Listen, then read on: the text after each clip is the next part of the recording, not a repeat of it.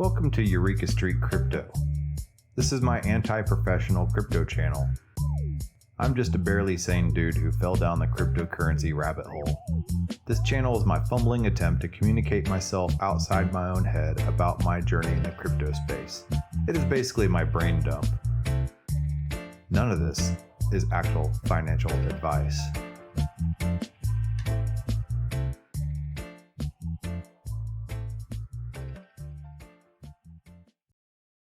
Good morning, everybody. I'm Eureka John, and you're at Eureka Street Crypto, broadcasting live at 5:34 in the morning. I think it is. Let me see. Yeah, 5:35 in the morning on December 10th, 2021. Broadcasting live from Leander, Texas, just a suburb outside of Austin. This is my morning brain dump radio show, YouTube show / video blog, whatever you want to call it. I'm not sponsored by anybody. I'm not shilling anything. This is just my time in the morning to talk about all things crypto, so I don't bug my friends, family, neighbors, coworkers, and anybody else around me about crypto. Because I will if you give me a chance. If you even start to bring up crypto in the conversation, I will just suddenly pounce on you like a wild baboon, and we'll be talking crypto for the rest of the party. So, yep. Let's see. Am I leaving on it? This is not financial advice, of course, and this is barely educational. If you glean something educational out of this, that's great, but it's not really my purpose here. I'm just here just kind of learning as I go, and a lot of times people ask, how do you have time to do all this stuff and to research all this stuff? He said research. Oh, yeah, I mean, I do, and I read and I listen to podcasts, and I even read books about stuff, but a lot of times my research is what you see me doing here. So this is my time before I go to work, because I have an hour and 15, hour and 20 minute commute down to work, and then an hour 15, hour and 20 minute commute back. So that's like 2.5 hours a day just of driving. So it's a great time to listen to podcasts. I don't have to go to work on Wednesdays, so yeah, I'm thankful for that. That's work from home day. But so there's all. I don't know. I don't know how I have time. I just do. I make time. You make time for things that you really like. So yeah, I'm real passionate about crypto and haven't been this passionate about anything for a long time. So all right. So let's see. Let's go to the old CoinGecko here. I'm running a little late today. I took a long shower. I have glass doors in my shower and one glass wall in my shower, and my wife, she's a smart lady. She doesn't want to clean all the time, so she does little things that automate this process, because I'm not the most clean person ever, so I can imagine it must be a little frustrating to live with somebody who's not a total clean freak. So she put in the shower this little squeegee thing, like you would find at a gas station, but it was made for glass shower doors. And she knows guys, and she knows me, and she knows that I will not be able to resist the power of the squeegee. And I see that sitting in the shower, and I see the glass doors, and I just like gravitate towards the squeegee, and I just start squeegeeing the glass doors. And because she knows that as a dude and as me, I will do that, and it's an excuse to stay in the shower longer, and men love squeegees. I just, all right. Anyway, I don't know why I thought of that, but that's why I'm running a little late today, because I spent extra time in the shower on the squeegee. All right. Well, anyway, so let's go over to CoinGecko. Sorry for that tangent. It just popped in my head. So Bitcoin's sitting at $48,457.24. Ethereum $4,114.79. Binance Coin $579.35. Solana $177.45. Tether's a stable coin, so we don't have to worry about that. Cardano $1.30. USDC $1. XRP 84 cents. Polkadot $26.97. And Terra in the top 10. So that's the top 10. Doge and Shibs are kicked out of the top 10, or even they're getting further and further away from there, getting kicked out to the doghouse. Avalanche is right there, sandwiched in the middle of them at 87.53. Shiba's some weird number below zero.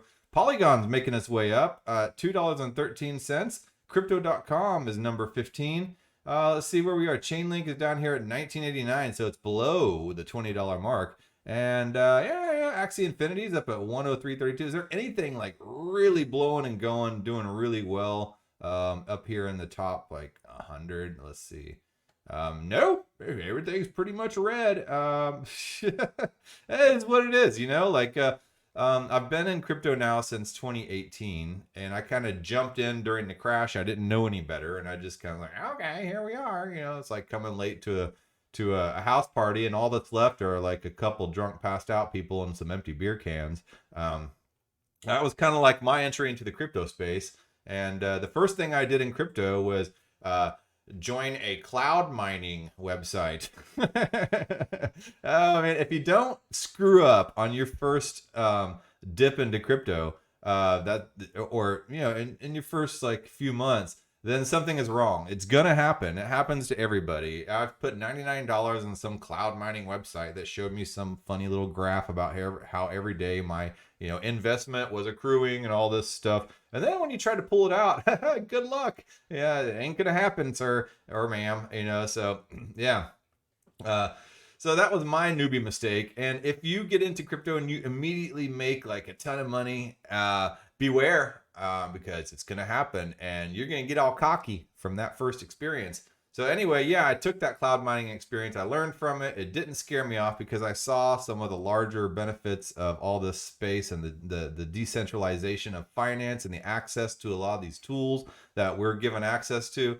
And so I opened up an Arbor wallet and I bought a bunch of Ripple, at the time, because I didn't want to buy a Bitcoin because I didn't have enough money for a whole Bitcoin at the time, right? It didn't occur to me, and that happens to a lot of new people, that you can just buy a bunch of sats, and you can buy 0.001 Bitcoin and that's still good, but XRP at the time was like 12 cents and I could buy a lot of that. So I felt like a baller, and I did. And, it made sense to me, too, because they were associated with MoneyGram and American Express at the time. And I don't know. I was just like, oh, okay, well, it must be legit, So, not saying that XRP is not legit or whatever. There's a whole tribe of people that love XRP, the XRP army. More power to them. They're sticking with it. They're sticking to their guns. I'll wait and see. And by the sidelines, it's not really something that I'm really into, but so if that's your shtick, go for it. So I ain't judging. So let's see here. What else? Oh, I want to look at this Spell token, see how it's doing, because I dropped last weekend some money into Spell, and on the Sushi liquidity pool as well on Arbitrum. So let's see here. Spell. It's probably tanking like the rest of them, because they all tend to tank at the same time. For the most part, every once in a while you'll get a weirdo like Quant Network or something that'll move opposite to the market. So let's see. And Quant Network's kind of like a banker's token. I see like XRP, Stellar, Quant Network, a few others. They're kind of like bankers tokens. They're very institutional. Hedera Hashgraph is kind of like that. So Spell tokens at 13 cents. It got up to like 19, not 13, 0.013 cents. So it's a penny and some change. It was up to almost 2 cents, maybe even hit 2 cents a few days ago. So I don't know, but you never know about these little small ones like that. They'll just spike up suddenly. That's how I made some decent money back several months ago on the BitTorrent token, and it was. I thought it was cool. Not out of nostalgia, I bought a bunch of BitTorrent, and then it just spiked up. And then I was like, oh, hell yeah, I better cash out now. So I cashed out at the top, and then it just tanked, and I never saw it again. So sometimes when you catch a good wave like that, yeah, it is like surfing, you're just like, whoa, and you catch it, and you're just so thankful. But most of the time you miss it. So you can't really depend on those things. But, sometimes it happens for you. And that's the beauty about this crypto space. But, we're really at this point, I'm not even into crypto for the money. Yes, I am. We all want to make money. I'm not going to sit here and give some kind of, facade of, noble, altruism. Of course I want to make money. Everybody wants to make money. But I have also come to see like this larger mission of Web3 and the democratization of finance and the ability to own your own assets, digital assets online. It's been kind of like the Magna Carta that gave serfs property rights back in like the 1000s or something like that. And now we are able to own our own digital property and own our own data. And why is that important? People say, well, I don't care what they have on my data and stuff like that because, I'm not doing anything wrong anyway and all that. But think about it this way, and think about it for your kids. And I had an interview with Humpty Calderon and Philip Silva of Ontology and Bright ID, respectively, a couple days ago. And I started putting all these pieces together. And in the future, it's really going to matter because as AI kicks in, right now we're approaching the singularity of technology between biotechnology, between mathematics, between genetics, between decentralization and blockchain technology and all this stuff and artificial intelligence. And we're approaching this crux where things will just start developing parabolically, especially once AI really starts to kick in and all these AI nodes start kicking in. And once they take over governance, AI and governance, that's a whole other can of worms that we need to go into at some point. And these DAOs and decentralized communities, and what happens when these decentralized communities start being run by AI. Well, the human starts being in the automation process and AI in the industrial sector and in all sectors of life, like for everything, the service industry, the legal industry, AI is going in the medical industry, being able to do things like surgery through AI and to diagnose things like cancer and other diseases through AI. It's amazing what is happening. I'm reading this book on AI right now. Hold on. I'm still reading it. I mean, I've been reading slow because I don't get a lot of time. But The Age of AI, Henry Kissinger, Eric Schmidt, and Daniel Huttenlocher, and it's a really good book, and it's kind of bringing a bunch of eureka moments, no pun intended, but about AI and what's going to happen to the human experience. And in a way, we're becoming irrelevant, and we're getting automated out of our jobs. So staking, in a way, is providing some sense of income for us. So when you stake your tokens in a proof of stake mechanism, you receive money off of staking those tokens. And so the more tokens you have when you stake them to help secure the network, you can receive a passive income that way. I could see a lot of people making a living off of that way. Then you have on the other side of things, the CBDC coming in and wanting to just centralized government wanting to airdrop everybody and basically enslave everybody. So you can choose one of two paths: total decentralization of finance and go the route of like Bitcoin, Monero, and a lot of these self-sustaining decentralized cryptocurrencies and stuff like that. I would say Ethereum, and I think there are a lot of people in Ethereum working towards decentralization and stuff like that. But it is criticized for being a little more centralized. But then you have something like Solana that's even more criticized for being centralized because it's so hard to run a node and there's so many large corporations involved and stuff like that. But anyway, all that aside, you can either go the route, of the no coiner, which is the CBDC, and you get airdrop because you can't get a job because you've been automated out of everything. So you're dependent on the central government, or you can be a staker in a proof of stake network and doing DeFi and stuff like that and earning yields and earn money that way. But the point is, a lot of this stuff is going towards decentralized wallets as well. And, you are owning your information. So if you were to go to a social media website like Facebook or Twitter or something, they own all your data, all your posts, all your social graph and everything like that. And you have zero control over that. And you're like, you might be like that guy. Like, I don't care. I'm not doing anything wrong. Who cares? What am I going to use that for? But in the future, and your kids and stuff like that, that data will be what they can sell on the open decentralized data marketplace and earn them an income. And the thing about owning your data is everybody, no matter who you are or what you've done or, good or bad, it's not a moral thing, but your data will be worth something to somebody, to some machine algorithm or something.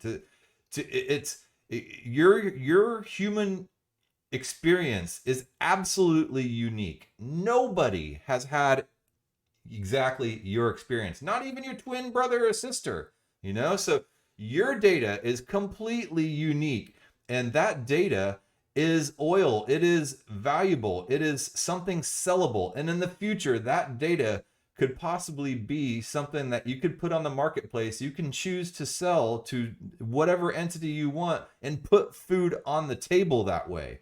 And it's kind of a sad dystopian existence to have to rely and live on your data. But if you don't own your data, it's even 10 times worse, and you're absolutely screwed. So that was the whole point of talking about this, what Humpty and Philip brought to light about the whole idea of data ownership, about decentralized ID, not centralized ID, some digital passport being given to you by some centralized entity, but a decentralized ID in which you are owner of all your data, and you can control and you can give and revoke privileges to that data. So yeah, and you can sell that data if you want, if you choose to do so. So it's absolutely necessary in the future for people to have digital property rights, and that is one of the main importances of NFTs that I'm trying to stress, that people are not really understanding. They think is just about art and silly little 8-bit Nintendo graphics and stuff like that, which it is, and that's fun, and computer generative art and Web3 music and stuff. That all this stuff that's coming out is amazing. There's going to be a lot of crap out there and a lot of beanie babies. And just like there is in every type of new technological development, but a lot of times the first mover in a technological development ends up becoming worth something significant later on, and we can already see that with CryptoPunks. Anyway, so yeah, all this stuff is starting to catch on mainstream and stuff like that, and it's really gaining momentum. And then I'm having some people, from high school and stuff like that, hitting me up on various social media networks, being like, "Hey, John, I hear you're into crypto. Can you teach me something?" I'm like, "Okay, yeah, I'll be happy to, actually." Finally, I'm not like, it's hard because you want to get into crypto when you first start hearing about it, but you don't want to be labeled as a crypto person. It's because it's almost like that person that's selling essential oils or MLM type of stuff, or this dude, this total wild-eyed CrossFit, just like barking at you in the first 2 seconds you meet him about how amazing it is. And it's just like, you don't want to be that person, but at the same, so you don't want to be labeled too as a maximalist in any specific type of realm.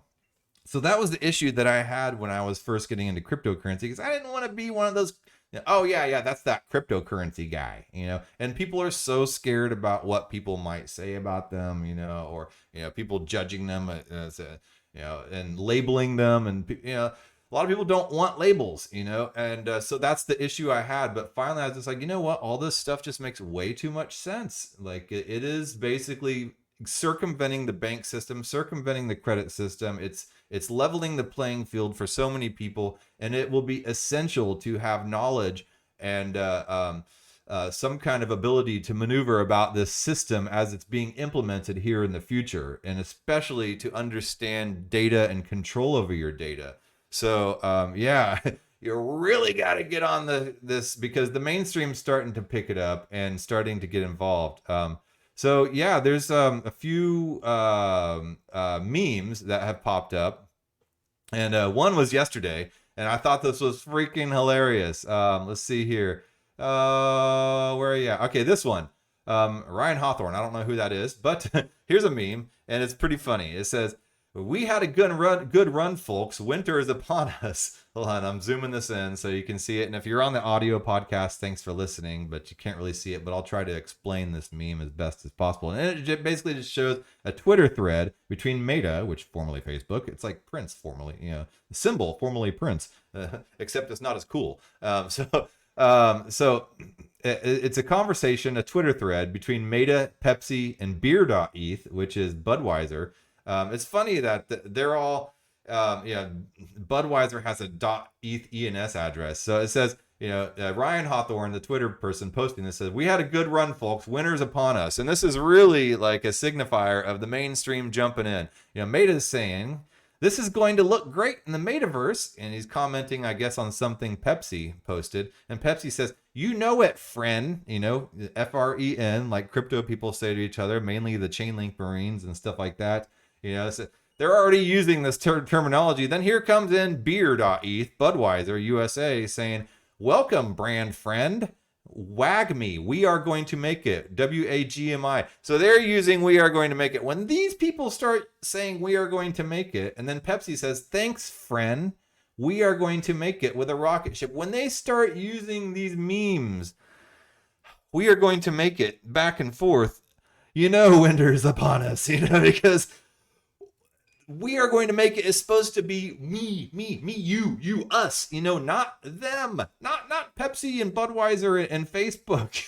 We are going to make it ahead of them, so, oh man, it's like, it reminds me, and that Steve Buscemi meme holding the skateboard, how do you do, fellow kids? Somebody commented that, and I will show you. It's freaking hilarious. I love this thread, so, okay, so let me go on over here and open this up. So we had a good run, folks. Winter's upon us. So let me scroll down some of these comments because it's hilarious.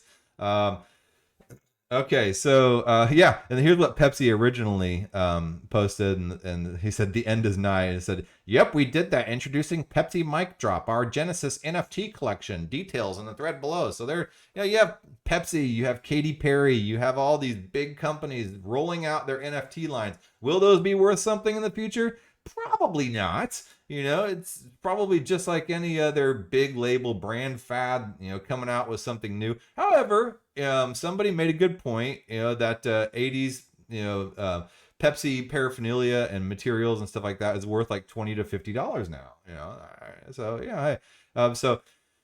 Somebody said in comment, it literally doesn't matter. It'll be in an entirely different crowd in an entirely different sector. We're already deep and we'll just keep migrating further away from this type of junk. Early birds will be in encrypted spaces, just like how crypto NFT Twitter is its own oasis. Yes, and it'll be really amazing to see what type of other new social media pops up, what type of new art will pop up to counter this type of bullheaded adoption of big brands into stuff that's always happened. That's happened in music. It happened with skateboarding. I was a skateboarder in the 80s and 90s and stuff like that. I still am a skateboarder at 45 years old. 46. How old am I? 40. I don't know. I think I'm turning 46 here in December. Anyway, and I got beat up for being a skateboarder, and I got ridiculed and wearing Pal Peralta stuff and Vision and wearing, Alva and Zorlak. That made you a freaking skate punk, and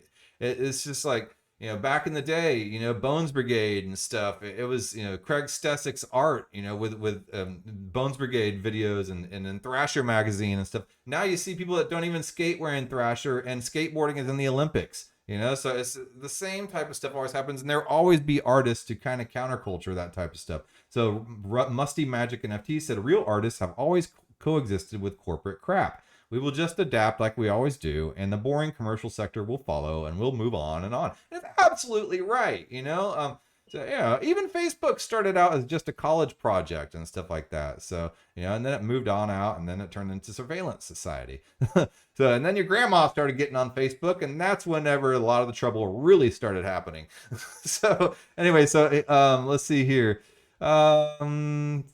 People posting memes. This is going to look great in the metaverse is what Meta was saying, and somebody said no, they won't. Laugh my ass off. Silence, brand. Okay, here's that meme. Corporations be like, GM, fellow NFT community, and it shows Steve Buscemi with his skateboard, and that's exactly what it is like. It's like Steve Buscemi busting in and being like, how do you do, fellow crypto people, fellow NFT community, GM? So I don't know. Yeah, so it's getting that vibe, right? Getting this vibe about right now, Robert Houghton says. So interesting stuff. I love seeing this type of humor come in because that's really one of the best things about this space, and even about crypto Twitter. Yeah, you can find some good alpha on crypto Twitter, and you can find some terrible crap as well. You kind of have to curate your feed a little bit, but yeah.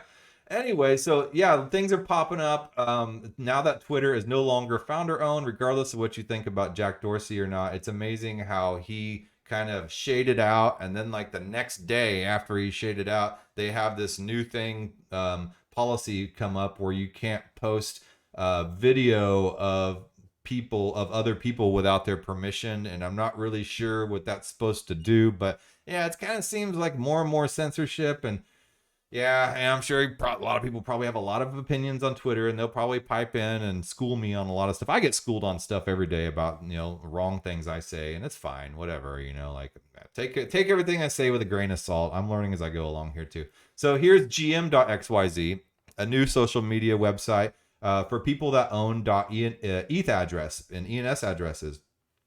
So yeah, and they posted, somebody here posted in there, no comment, and they posted that. And I feel like I need to post that. How do you do, fellow GM, fellow NFT community and stuff there. But it's kind of like Reddit, in a way. And you have to have an ENS address in the same way that Facebook was walled off at the beginning, like you had to be a college student. So I can see something like this, or there's Ethereum.world as well. Other new Web3 based social media apps popping up. And, just like the beginning of social media and Web 2.0, you had Friendster, you had Orca, and then it went to MySpace. And there was a ton of ones just popping up all over the place, along with Facebook. And so who knows? It's going to be rising to the top. And by the time something rises to the top, it's probably time to exit that community anyway. So yeah, but gm.xyz is really cool. And I've enjoyed joining some of these communities in here. I really like the Web3 community and the gm.xyz. They have a podcast one that I just joined as well. So yeah, a lot of stuff going on there. What else do we have? Where am I at on? 26 minutes. Okay, I do want to go over this one article. Congressional hearing spawns a pack of Mongoose coins. And I'm sure people in the crypto space have probably heard about this. I don't know what this congressional hearing was about, but it was 2 days ago. And I started seeing all these Mongoose memes pop up. And I'm like, what in the hell, dude? Because I didn't listen to it. But I mean, apparently the congressional hearing was pretty good. U.S. Representative Brad Sherman's comments and 2 days ago's crypto hearing have seemingly led to the creation of several meme coins based on mongooses. As if we don't have enough meme coins already, with Sheeb and Doge and all these other, dog coins. Now we're going to have Mongoose coins, But, all right, so Democratic Congressperson Brad Sherman of California had some choice words for the crypto industry yesterday, and his comments about a fictional Mongoose coin have apparently prompted the creation of several Mongoose-themed meme coins. During yesterday's House Committee on Financial Services hearing focused on cryptocurrencies, Sherman said that the number one threat to cryptocurrency is crypto. He went to say that Bitcoin could be displaced by Ether, which could be displaced by Doge, which could be replaced by Hamster Coin, and then there's Cobra Coin, said Sherman. And what could Mongoose Coin do to Cobra Coin? So I think all these others previous to Mongoose Coin already existed. But either way, it's just hilarious. It just shows his lack of knowledge on that. And then following Sherman's comments, several Mongoose coins have gone live on Avalanche, Polygon, and Binance Smart Chain. And you know it, man. I mean, that's how Doge got started back in the day with Jackson Palmer and Billy Marcus developed. And they put out Dogecoin as a kind of tongue-in-cheek joke against all the Bitcoin bro-bra libertarian people that were just like being so serious about it and speculating and making money and all this stuff. And they came out with Doge just to poke fun and have fun and to remind people that crypto is fun. So remember that whenever you start getting all bent out of shape about this dip and stuff. Crypto's fun. I've found friends and good communities and DAOs and stuff like that. And I love things like Mongoose Coin popping up. It's so entertaining. I even love Shibs. I can't stand Shib Coin. I mean, honestly, but I mean, I like the spirit of it, and I'm not going to be dumping money into it for sure, trying to speculate on it, but it's funny, So anyway, so let's listen to this real quick. I just want to hear it because I haven't heard it yet. Now, the number one threat to cryptocurrency is crypto. Bitcoin could be displaced by Ether, which could be displaced by Doge, which could be displaced by Hamster Coin. And then there's Cobra Coin. And what could Mongoose Coin do to crypto coin? Oh my God, that is really cringeworthy. That's like, how do you do, fellow kids? the Dodge. So anyway, each Mongoose coin has a vastly different total supply and subsequent price action. So there's like 3 different Mongoose coins, If you go and you search for any coin on CoinGecko, a lot of times you will see that there's several different variations of people trying out different things. So Each Mongoose coin has a vastly different total supply and subsequent price action. Mongoose on Polygon has, for example, a supply of 69,420,000.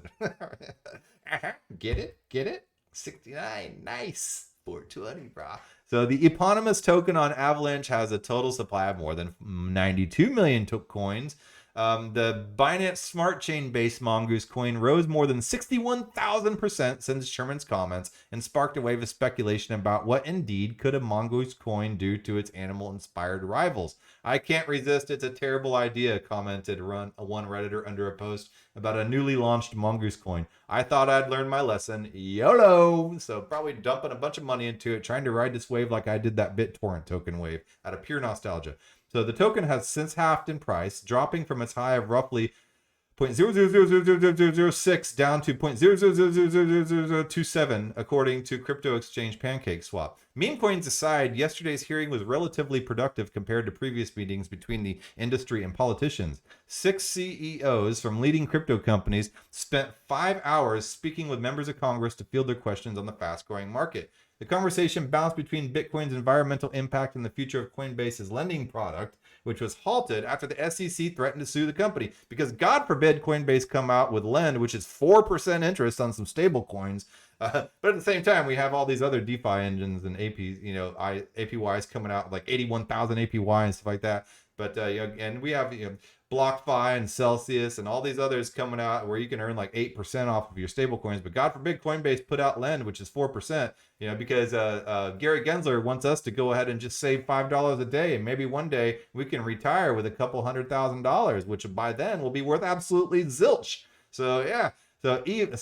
Yeah, the conversation bounced between Bitcoin's environmental impact and the future of Coinbase's lending product, and even the threat that quantum computing could pose to cryptocurrency. So, and while many Congress people were welcoming of the industry and its development, the meteoric rise of a cryptocurrency based on a soundbite from the hearing may not go over as warmly. So yeah, they will use that as their ammo, and I think sometimes even Doge and Shiba Inu are maybe psyops to kind of highlight, the terrible speculation going on and why the SEC needs to come in and just clamp down on this crypto space. So yeah. So hey, what's up, Zombie Shepherd? He says Facebook went from stalking college girls to starting coups. Yeah, it's totally true. And one thing that I didn't know is that I learned recently is that Mark Zuckerberg was hired by the Winklevoss twins who own the Gemini exchange. And he was hired by the Winklevoss twins to make Facebook, and then Zuck took Facebook and ran away with it, and they're pissed at him for it, and Zuck turned Facebook into something big and huge, and the Winklevoss twins got kind of screwed out of that technology that they hired Mark Zuckerberg to develop. And so there's this constant rivalry with them, and it's kind of interesting now that the Winklevoss twins have something in the neighborhood of $400 million given to them to create an alternate metaverse. So this is going to be kind of like a more decentralized version of this centralized metaverse that Mark Zuckerberg is trying to create with Meta. How do you do? Hello, kids. I'm creating Meta. Oh yeah, man. So it'll be interesting to see this rivalry between the Winklevoss and the Zucks. Yeah. Oh man, word. Let me go ahead and sign off for today. I gotta get my ass down to work. I have to go sell some industrial commodities, some hose products, and change the world by making sure everybody has propane and water supply through their hoses. Anyway, so yeah, I'm hyped up this morning. I tell you, I had good sleep last night. I went to bed early, and that's kind of the key to this. People ask me how I have time. It's because I actually go to bed early and I get rest and I try to eat well and exercise. It's not because I'm staying up at ungodly hours of the night and burning the midnight oil and staying wired on coffee and pills. No, it's actually treat your body well for once. You'd be amazing. You'd be amazed at what your immune system and your body will do for you if you treat it right. All right, yeah, get off those pharmaceuticals, folks. All right, well, I will talk to you later, and I will talk to you tomorrow, and who knows what tomorrow will bring. It will be a little bit later, probably around 7 in the morning Central Time. by the time I drag my ass out of bed. All right, man. Then I recommend you put a squeegee in your shower if you have glass doors. That will definitely help to keep the place clean because it will give you an excuse to stay in the shower longer. All right, later.